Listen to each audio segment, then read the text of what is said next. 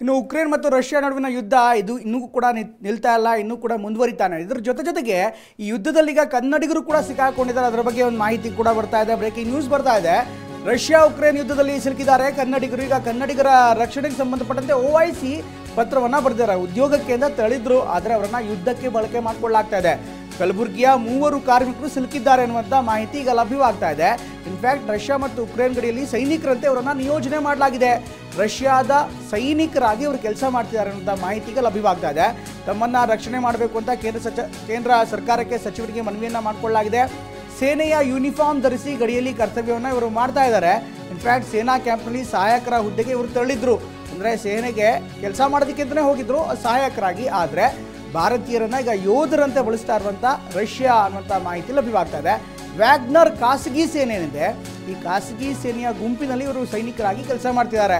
Russia Ukraine ಯುದ್ಧದಲ್ಲಿ ಇವರು ಸಿಲುಕಿದ್ದಾರೆ. ಇದಕ್ಕೆ ಸಂಬಂಧಪಟ್ಟಂತೆ OIC ಈಗ ಕೇಂದ್ರ ಸರ್ಕಾರಕ್ಕೆ ಪತ್ರ ಬರೆದಿದ್ದಾರೆ. ಕೇಂದ್ರ ಸರ್ಕಾರದಲ್ಲಿ ಎಲ್ಲ ಗಮನ ನೀಡಬೇಕಾಗತ್ತೆ ಕೇಂದ್ರ ಸರ್ಕಾರ ಅಂತ ಅವ್ರು ಪತ್ರ ಕೂಡ ಬರೆದಿದ್ದಾರೆ. ಜೊತೆಗೆ ಹೈದರಾಬಾದ್ನ ಕೆಲವರು ಯುವಕರು ಇದ್ದಾರೆ, ಅವರು ಸಿಕ್ಕಾಕೊಂಡಿದ್ದಾರೆ. ಹಾಗೆ ಕಲಬುರಗಿಯ ಕೆಲ ಯುವಕರು ಇದ್ದಾರೆ, ಅವರು ಸಿಕ್ಕಾಕೊಂಡಿದ್ದಾರೆ. ಹೀಗಾಗಿ ಅವರ ಸಂಪೂರ್ಣ ಮಾಹಿತಿನ ನೀಡಲಾಗಿದೆ. ಆದರೆ ಆಗ್ತಾ ಇರುವಂಥ ಘಟನೆಗಳನ್ನು ಗಮನಿಸ್ತಾ ಇದ್ದರೆ ಇವರು ರಷ್ಯಾದ ಸೈನಿಕರಾಗಿದ್ದಾರೆ ಅನ್ನೋದಕ್ಕಿಂತ ಒಂದು ಖಾಸಗಿ ಸೇನೆಯ ಸೈನಿಕರಾಗಿ ಕೆಲಸ ಮಾಡ್ತಿದ್ದಾರೆ ಅನ್ನುವಂಥ ಮಾಹಿತಿ ಲಭ್ಯವಾಗ್ತಾ ಇದೆ.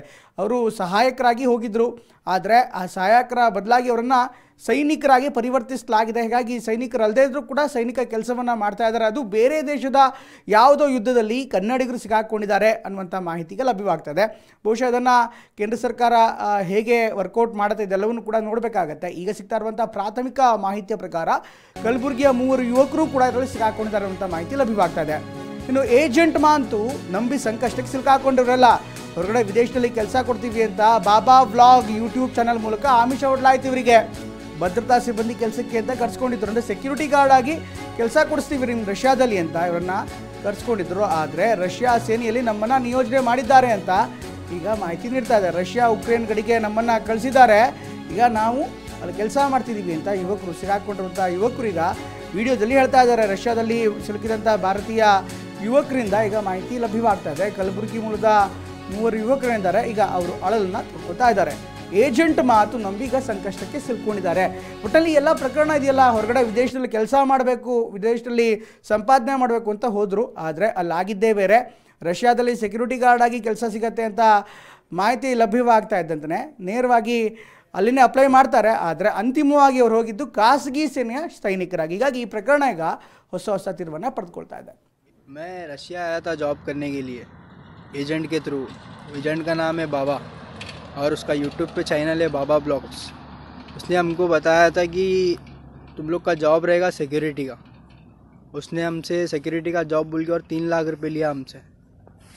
3 लाख रुपए लेके हमको और हम लोग रशिया आने के बाद वो हमको आर्मी में डाल दिया. हम लोग 4 दोस्त लोग मिल के लगाए थे. दुबई में उसकी ऑफ़िस है, उसके ऑफिस पे मैं रशिया आया था जॉब करने के लिए एजेंट के थ्रू. एजेंट का नाम है बाबा और उसका यूट्यूब पे चैनल है बाबा ब्लॉग्स. उसने हमको बताया था कि तुम लोग का जॉब रहेगा सिक्योरिटी का. उसने हमसे सिक्योरिटी का जॉब बोल के और 3 लाख रुपए लिया हमसे. 3 लाख रुपए ले 3 ಲಕ್ಷ ಹಣ ಪಡೆದು ಕೆಲಸ ಕೊಟ್ಟಿರುವ ಏಜೆಂಟ್ ಭಾರತದಿಂದ ಒಟ್ಟು 6 ಜನರನ್ನ ಕಳಿಸಿರ್ತಾನೆ. ಈತ ಒಬ್ಬೊಬ್ಬರಿಂದ 3 ಲಕ್ಷ ರೂಪಾಯಿ ಹಣ ಪಡ್ಕೊಂಡಿರ್ತಾನೆ. ಈ ಪೈಕಿ ಕರ್ನಾಟಕದಿಂದ 4ರನ್ನ ಕಳಿಸಿರ್ತಾನೆ. ಭಾರತದಿಂದ ಒಟ್ಟು 6 ಮಂದಿ. ಒಬ್ಬೊಬ್ಬ ಯುವಕ ಎಲ್ಲಿದ್ದಾನೆ ಅಂತ ಅಂದ್ರೆ ಮತ್ತೊಬ್ಬ ಯುವಕ ಎಲ್ಲಿದ್ದಾನೆ ಅಂತ ಗೊತ್ತಿಲ್ಲ. ನಮ್ಮನ್ನ ಬಾರ್ಡರ್ನಲ್ಲಿ ನಿಯೋಜನೆ ಮಾಡಿದ್ದಾರೆ ಅಂತ ಯುವಕರು ತಮ್ಮ ಅಳಲನ್ನ ತೋಡ್ಕೊಳ್ತಾ ಇದ್ದಾರೆ.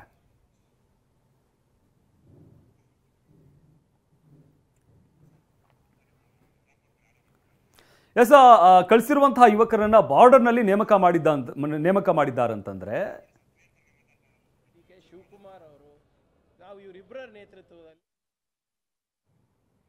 ರೈಟ್. ಇದ್ರ ಜೊತೆಗೆ ಈಗ ಪ್ರಿಯಾಂಕ್ ಖರ್ಗೆ ಅವರು ಕೂಡ ಮಾಹಿತಿ ಲಭ್ಯವಾಗಿದೆ ಅನ್ನುವಂಥ ಮಾಹಿತಿ ಇದೆ. ನೋಡೋಣ ಅವ್ರು ಯಾವ ರೀತಿ ರಿಯಾಕ್ಟ್ ಮಾಡ್ತಾರೆ ಅಂತ. ಇದ್ರ ಜೊತೆಗೆ ಬಹುಶಃ ಈ ಯುವಕ ಹೇಳ್ತಾ ಇರುವಂಥದ್ದು, ಈ ಯುವಕ ಏನು ಹೇಳ್ತಿದ್ದಾನೆ, ನನಗೆ ಕೆಲಸಕ್ಕೆ ಅಂತ ಕಳಿಸೋದಕ್ಕೆ ಅಪ್ಲೈ ಮಾಡಿದ್ವಿ. ಇನ್ಫ್ಯಾಕ್ಟ್ ಕೆಲಸಕ್ಕೆ ಅಂತ ನಾವು ಹುಡುಕಾಟ ನಡೆಸುವಂಥ ಸಂದರ್ಭದಲ್ಲಿ ದುಬೈನಲ್ಲಿ ನಾವು ಇದೆಲ್ಲವನ್ನು ಕೂಡ ಹುಡುಕಿದ್ವಿ, ಆದರೆ ನಮಗೆ ಮೋಸ ಆಗಿದೆ ಅನ್ನುವಂಥ ಮಾತನ್ನು ಹೇಳ್ತಿದ್ದಾರೆ. 23 ಡಿಸೆಂಬರ್ 5ರಂದು ರಷ್ಯಾಗೆ ಇವರೆಲ್ಲರೂ ಕೂಡ ಹೋಗಿದ್ದರು. TV9ಗೆ ರಷ್ಯಾದಲ್ಲಿರುವಂಥ ಯುವಕನ ತಂದೆಗೆ ಮಾಹಿತಿಯನ್ನು ನೀಡ್ತಾ ಇದ್ದಾರೆ. ನಮಗೆ ಕೆಲಸಕ್ಕೆ ಅಂತ ಕಳಿಸ್ಕೊಳ್ಳಲಾಗಿತ್ತು. ಆದರೆ ಇವರೆಲ್ಲರೂ ಕೂಡ ಆಳಂದ ತಾಲೂಕಿನ ನರೋಣಾದ ಯುವಕರು ಅನ್ನುವಂಥ ಮಾಹಿತಿ ಲಭ್ಯವಾಗ್ತಾ ಇದೆ. ಕಲಬುರಗಿ ಜಿಲ್ಲೆಯ ಆಳಂದ ತಾಲೂಕಿನ ನರೋಣಾದವರು ರಷ್ಯಾದಲ್ಲಿ ನಿಮ್ಗೆ ಕೆಲಸ ಸಿಗುತ್ತೆ, ಸೆಕ್ಯೂರಿಟಿ ಗಾರ್ಡ್ ಆಗಿ ಕೆಲಸ ಮಾಡಿ 3 ಲಕ್ಷ ಹಣ ಕೂಡ ಕೊಟ್ಟಿದ್ದಾರೆ ಆ ಏಜೆಂಟ್ಗೆ. ಆದರೆ ಈಗ ಏಜೆಂಟ್ನಿಂದಲೇ ಮೋಸ ಹೋಗಿದ್ದಾರೆ ಅಂತ ಈಗ ಅವ್ರ ತಂದೆ ಕೂಡ ಯುವಕನ ತಂದೆ ಕೂಡ ಹೇಳ್ತಿದ್ದಾರೆ. ವಂಚನೆ ಮಾಡಿದ್ರಿಂದ ಈಗ ನನ್ನ ಮಕ್ಕಳಿಗೆ ಭಾರತಕ್ಕೆ ವಾಪಸ್ ಬರೋದು ಕಷ್ಟವಾಗ್ತಿದೆ ಅನ್ನುವಂಥ ಮಾಹಿತಿಯನ್ನು ಕೂಡ ಹೇಳ್ತಾರೆ. ಒಟ್ಟಿನಲ್ಲಿ ಈ ಪ್ರಕರಣ ಈಗ ನಿಜಕ್ಕೂ ಗಂಭೀರ ಸ್ವರೂಪವನ್ನು ಪಡಿತಾ ಇದೆ. ಅಥವಾ ಅವರನ್ನು ರೆಸ್ಕ್ಯೂ ಮಾಡೋದಕ್ಕೆ ಸಹಜವಾಗಿ ಕೇಂದ್ರ ಸರ್ಕಾರದ ನೆರವು ಬೇಕಾಗತ್ತೆ. ಈಗ OIC ಅವರು ಲೆಟರ್ ಬರ್ತಾ ಇರೋದ್ರ ಜೊತೆಗೆ ಈಗ ಪ್ರಿಯಾಂಕ್ ಖರ್ಗೆ ಅವರು ಬಹುಶಃ ಮಾತನಾಡುವಂಥ ಸಾಧ್ಯತೆ ಇದೆ. ಕರ್ನಾಟಕದ ಯುವಕರನ್ನ ರಕ್ಷಣೆ ಮಾಡೋದಕ್ಕೆ ಸಾಧ್ಯ ಇದೆಯಾ, ಇದೆಲ್ಲವನ್ನೂ ಕೂಡ ಮುಂದಿನ ಹಂತದಲ್ಲಿ ಸರ್ಕಾರದ ಮಟ್ಟದಲ್ಲಿ ನಿರ್ಧಾರ ಮಾಡಬೇಕಾಗತ್ತೆ.